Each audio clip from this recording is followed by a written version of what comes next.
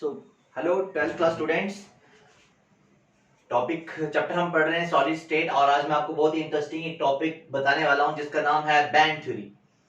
Band theory एक ऐसा topic है जो हम लोगों को बताता है कि सॉलिड्स जो हैं, कुछ इंसुलेटर्स होते हैं, कुछ कंडक्टर्स होते हैं, कुछ सेमीकंडक्टर्स हैं। तो किसमें करंट फ्लो होती है और किसमें करंट फ्लो नहीं होती। हमें तो पता है वैसे इंसुलेटर में करंट फ्लो नहीं होती।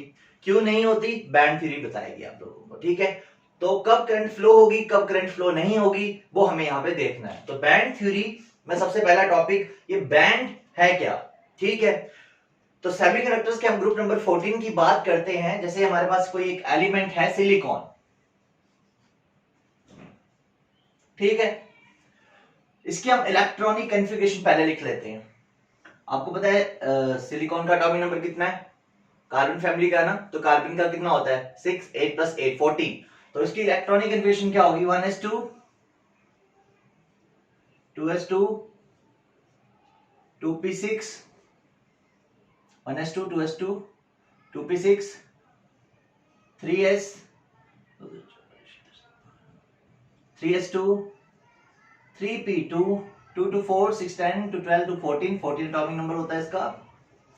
तो 1s2 2s2 2p6 3s2 3p2, और मैं थर्ड डी भी ले लेता हूं। डी जो अभी खाली है उसमें कुछ भी नहीं होगा। ठीक है, यहाँ पे कंफ्यूज मत हो जाना कि ऐसा आता है, पहले से मैं डी लिख दिया।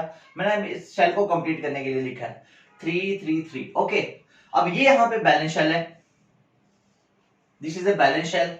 ठीक, अब यहां पे आपने एक चीज याद रखनी है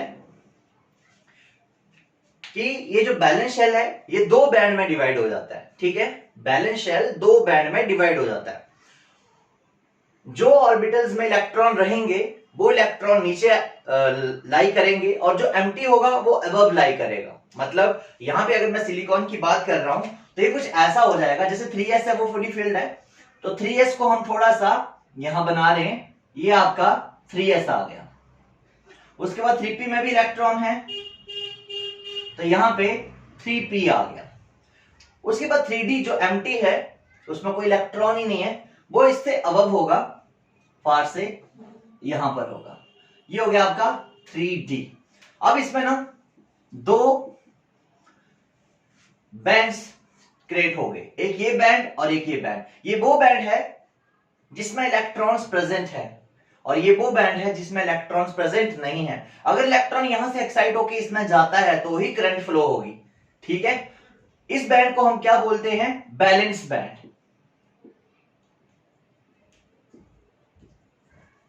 बैलेंस बैंड, और इस बैंड को हम बोलते हैं conduction band.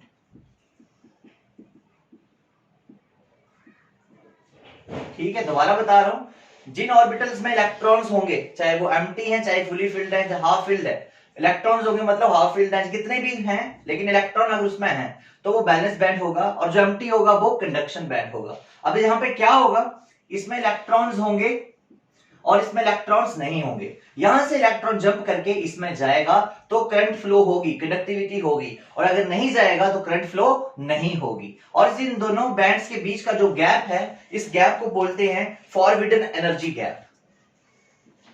Forbidden energy gap, ठीक है, फॉरबिडन एनर्जी गैप इसको हम बोलते हैं। ठीक, अब आपको इसी बेसिस पे सॉलिड्स की जो तीन कैटेगरीज हैं, इंसुलेटर, कंडक्टर्स और सेमीकंडक्टर्स, उनको अच्छे से समझना है। देखो मैं यहां पे डिस्कस करता हूं आप लोगों के साथ। ये आपको क्लियर हो गया ना कि जब सॉलिड, जो कोई भी जो ग्रुप नंबर 14 सेमीकंडक्टर्स होते हैं, बैलेंस शेल जो है उनको दो पार्ट में डिवाइड कर लो। जिसमें इलेक्ट्रॉन्स होंगे उसको बैलेंस बैंड बनाओ, और जिसमें नहीं होंगे उसको कंडक्शन बैंड बनाओ। अगर यहां से इलेक्ट्रॉन यहां पे चला जाता है तो करंट फ्लो हो गया। अब यहां से इलेक्ट्रॉन का यहां जाना डिपेंड करता है इस गैप पे। अगर गैप बहुत ज्यादा होगा तो इलेक्ट्रॉन मूव नहीं कर पाएगा, और कम होगा तो मूव कर पाएगा। चलो देखते हैं सॉलिड्स में कितना होता है, मतलब कंडक्टर्स में कितना होता है, इंसुलेटर में कितना होता है, सेमीकंडक्टर्स में कितना होता है ये गैप। ठीक है, तो सबसे पहले मैं बात करूंगा इंसुलेटर्स की। ठीक है, चलो हम यहां पे मान लेते हैं ये है आपका एक band, this is your balance band, and this is conduction band.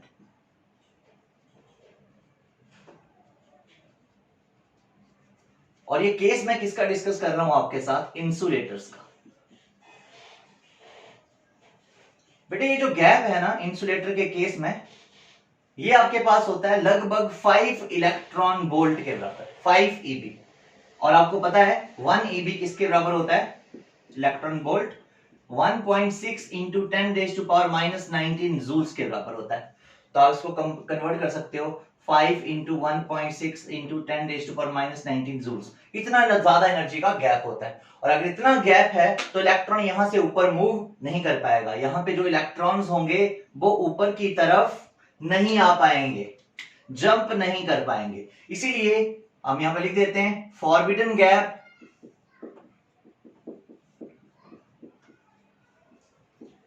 Is too large. वो जो गैप है वो बहुत ज्यादा है, तो electron can not be excited from valence band to conduction band. ये होते हैं आपके पास इंसुलेटर्स। ये चीज याद रखना कि इंसुलेटर्स के केस में ये जो फॉरबिडन गैप है वो 5 इलेक्ट्रॉन वोल्ट का होता है। ओके, अब हम बात करेंगे कंडक्शन बैंड, सॉरी सेमीकंडक्टर्स की और कंडक्टर्स की। तो दूसरी मैं बात करूंगा कंडक्टर्स की कि कंडक्टर्स क्या होते हैं।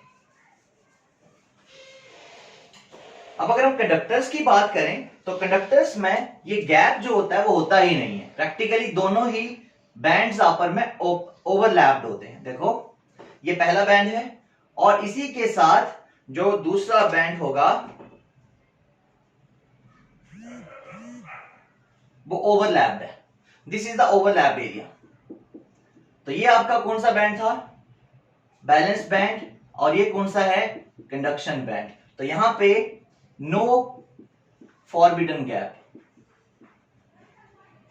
फॉरबिडन एनर्जी गैप, यहां पे कोई भी फॉरबिडन एनर्जी गैप नहीं है, मतलब वो 0 के बराबर है। तो इलेक्ट्रॉन यहां से यहां पर आराम से प्रमोट हो सकता है और इसमें आराम से करंट जो है वो फ्लो हो सकती है। तो कंडक्टर्स में, ये कंडक्टर्स का केस था, तो कंडक्टर्स में करंट क्यों फ्लो हो जाती है बहुत आसानी से, उसका एक सिंपल सा रीजन आप सब लोग दे सकते हो कि उसमें जो बैलेंस बैंड है वहां से इलेक्ट्रॉन कंडक्शन बैंड में ही एक हिसाब से अवेलेबल है, क्योंकि दोनों ही बैंड्स आपस में ओवरलैप्ड है। ठीक है, इसमें गैप बहुत कम होता है। अब तीसरी मैं बात करूंगा थर्ड, सेमीकंडक्टर्स की।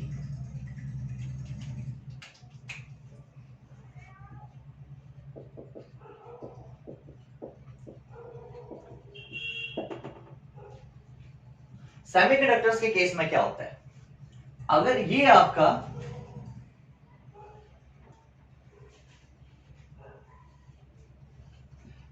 कंडक्शन बैंड है, बैलेंस बैंड है, और ये आपका कंडक्शन बैंड है, तो ये गैप जो है वो कितना होता है, 3 less than equals to 3 electron volt, less than equals to 3 electron volt. और ये जो गैप है इसको ओवरकम किया जा सकता है। ठीक है, तो यहां से इलेक्ट्रॉन यहां पे प्रमोट होके आ सकते हैं, लेकिन वो कब आएंगे, जब आप टेम्परेचर बढ़ाओगे। तो जब आप टेम्परेचर इंक्रीज करोगे तो ये इलेक्ट्रॉन यहां से जंप करके ऊपर आ सकते हैं, पॉसिबिलिटी है। तो इस केस में करंट तो फ्लो होगी लेकिन बहुत ज्यादा करंट फ्लो नहीं होगी। ठीक है, तो इसमें जो एनर्जी गैप है, फॉरबिडन गैप है, वो इतना याद रखेंगे। अच्छा, तीनों की डायग्राम्स अगर एक साथ हमने बनानी हो और तीनों को एक साथ समझना हो तो और भी इजी रहेगा। सबसे पहले हम सॉलिड्स कंडक्टर्स की बनाते हैं। तो कंडक्टर में क्या बताया था, अगर ये आपका पहला बैंड है तो दूसरा बैंड इसमें क्या रहेगा, ओवरलैप्ड। ये आपका बैलेंस बैंड है और ये कंडक्शन बैंड है।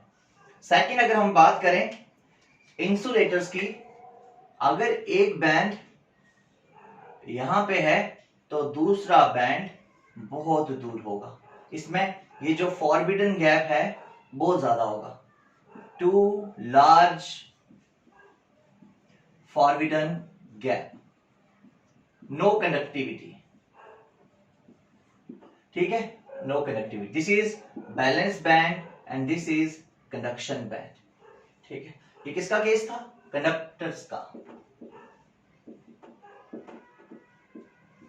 और ये किसका केस था? इंसुलेटर्स का। इंसुलेटर्स के केस में ये गैप कितना है? 5 इलेक्ट्रॉन वोल्ट। और 1 इलेक्ट्रॉन वोल्ट कितना होता है? 1.6 इंटू 10⁻⁻19 जूल्स।